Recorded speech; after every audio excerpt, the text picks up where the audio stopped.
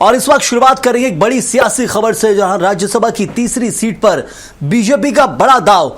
BJP ने लिए 4 नामांकन फॉर्म, तीसरी सीट के लिए भी शुरू किए तैयारी। 8 जून तक सस्पेंस बरकरार रहेगा, ये समझकर चलिए आप। बीजेपी ने 4 नामांकन फॉर्म लिए हैं, तीसरी सीट के लिए अब तैयारी शुरू कर दी गई है। राज्यसभा में 3 सीटों को लेकर जहां चुनाव थे, 2 सीटों पर बीजेपी ने अपने प्रत्याशी घोषित किए, तो वहीं 1 सीट पर कांग्रेस ने अपना प्रत्याशी घोषित किया था। लेकिन अब तीसरी सीट के लिए भी रणनीति बनाई जा रही है बीजेपी की तरफ से। और मीनाक्षी नटराजन की एंट्री के बाद सियासी हलचल बढ़ गई है। निर्दलीय उम्मीदवार पर दांव की चर्चाएं तेज हैं, तो वहीं विनोद गोटिया मॉडल की पुनरावृत्ति की अटकलें हैं। कांग्रेस में क्रॉस वोटिंग का डर बढ़ गया है। तीसरी सीट को लेकर जो सियासी गणित है वो अब तेज हो गया है। तो एमपी की तीसरी राज्यसभा सीट पर पर्दे के पीछे अब राजनीतिक बिसात बिछाने की तैयारी की जा रही है। ये समझना आपके लिए बहुत जरूरी है। पहले से कयास लगाए जा रहे थे कि तीसरी सीट पर बीजेपी अपना उम्मीदवार उतार सकती है, इंडिपेंडेंट को समर्थन दिया जा सकता है। लेकिन सबसे महत्वपूर्ण है कि 2 प्रत्याशियों के नाम बीजेपी ने बीते दिन घोषित किए थे। अपने 2 राज्यसभा सीटें जो खाली हो रही थी, उनमें एक को प्रत्याशी बनाया गया तरुण चुग को, दूसरे रजनीश अग्रवाल को प्रत्याशी बनाया गया। और रात होने से पहले ही कांग्रेस पार्टी ने अपने तीसरे उम्मीदवार का ऐलान किया। और चलिए हमारे साथ हमारे सहयोगी कुलभूषण सक्सेना जुड़े हुए हैं। कुलभूषण, तीसरी सीट को लेकर जो बताया जा रहा है कि राजनीतिक बिसात बिछाई जा रही है और मीनाक्षी नटराजन का नाम आने के बाद ये तैयारी की जा रही है। राज्यसभा के इलेक्शन को लेकर अब जो चुनावी हलचल है वो काफ़ी तेज हो चुकी है, क्योंकि कल हमने देखा कि सबसे पहले बीजेपी ने अपनी 2 सीटों में राज्यसभा के प्रत्याशियों के नाम का ऐलान किया, तरुण चुग और रजनीश अग्रवाल। ठीक उसके कुछ ही घंटे बाद कांग्रेस ने मीनाक्षी नटराजन पर दांव खेला और मध्य प्रदेश कांग्रेस की 1 सीट से राज्यसभा मीनाक्षी नटराजन जाएंगी, क्योंकि मीनाक्षी नटराजन के नाम पर पहले ही मध्य प्रदेश के तमाम वरिष्ठ नेताओं ने असहमति जताई थी और कहीं ना कहीं एक गुटबाजी जो है कांग्रेस की उभर के सामने आई थी।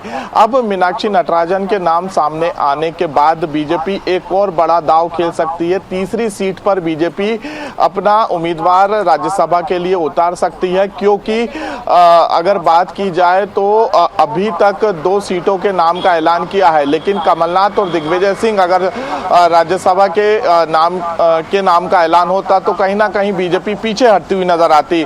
लेकिन अब बीजेपी को आशंका है कि कांग्रेस के ही विधायक कांग्रेस को धोखा दे सकते हैं, इसलिए विधानसभा से राज्यसभा के नामांकन फॉर्म 2 से अधिक लिए गए हैं, क्योंकि तरुण चुग और रजनीश अग्रवाल के लिए नामांकन फॉर्म लेना था, लेकिन बीजेपी ने 4 नामांकन फॉर्म लिए हैं। ये इस बात के संकेत देता है कि कहीं ना कहीं बीजेपी अब अपना तीसरा प्रत्याशी घोषित कर सकती है। हालांकि बीजेपी प्रत्याशियों की घोषणा नहीं करेगी। निर्दलीय के तौर पे बीजेपी के नेता राज्यसभा जा सकते हैं, क्योंकि 2016 में जिस प्रकार से विनोद गोटिया बीजेपी की तरफ से बीजेपी नेता ने निर्दलीय फॉर्म लिया था, निर्दलीय नामांकन भरा था, भले ही वो चुनाव हार गए थे विवेक तन्खा के खिलाफ। विवेक तन्खा को 62 वोट मिले थे, 62 कांग्रेस के विधायकों ने वोटिंग की थी, लेकिन विनोद गोटिया 2016 में राज्यसभा चुनाव हार गए थे। अब विनोद गोटिया जो फार्मूला है वो 2026 में बीजेपी लागू कर सकती है। ये माना जा रहा है कि 4 फॉर्म लेने के पीछे का ये संकेत है कि बीजेपी तीसरी सीट पर अपना जो अपने नेता को निर्दलीय के तौर पे राज्यसभा भेज सकती है, क्योंकि टोटल जो विधायकों की संख्या है, एक राज्यसभा सीट के लिए 58 विधायकों की वोटिंग, 58 विधायकों की आवश्यकता पड़ती है। तो टोटल बीजेपी के पास 166 विधायक हैं, 2 सीट के लिए 116। और कांग्रेस की भी अगर बात करें तो कांग्रेस के पास टोटल विधायकों की संख्या 63 है, यानी कि बीजेपी को तीसरी सीट के लिए 8 विधायकों की कमी पड़ती नजर आ रही है। कैलाश विजयवर्गीय का जो बयान सामने आया कि अगर हमें हाईकमान निर्देश देता है तो हम तीसरी सीट भी जीतने की कोशिश करेंगे।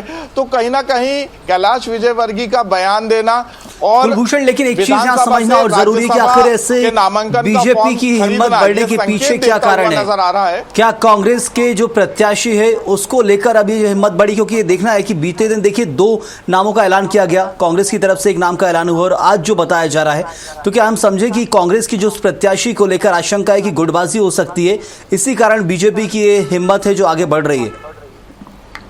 बिल्कुल, क्योंकि कैलाश विजयवर्गीय का जब आज सुबह बयान आया कि हमें केंद्रीय नेतृत्व अगर निर्देश देगा तो हम तीसरी सीट में भी अपना प्रत्याशी चुनावी मैदान में राज्यसभा के उतारेंगे।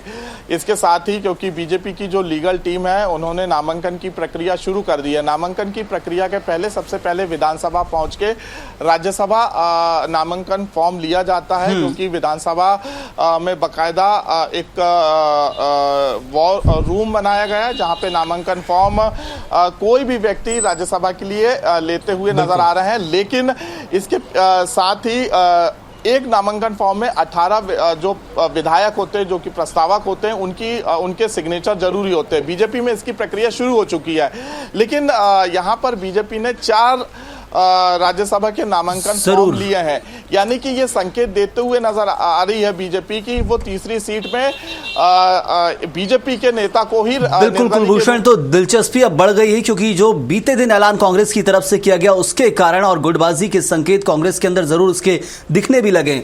आगे क्या चीजें बदलती हैं उस पर जरूर नजर रखिएगा। बहुत शुक्रिया आपका हमारे साथ जुड़ने के लिए। तो इस वक्त देखिए, अब बीजेपी ने 4 फॉर्म लिए हैं और कहा जा रहा है कि तीसरी सीट को लेकर भी दावेदारी हो सकती है, निर्दलीय के जरिए बीजेपी समर्थन कर सकती है।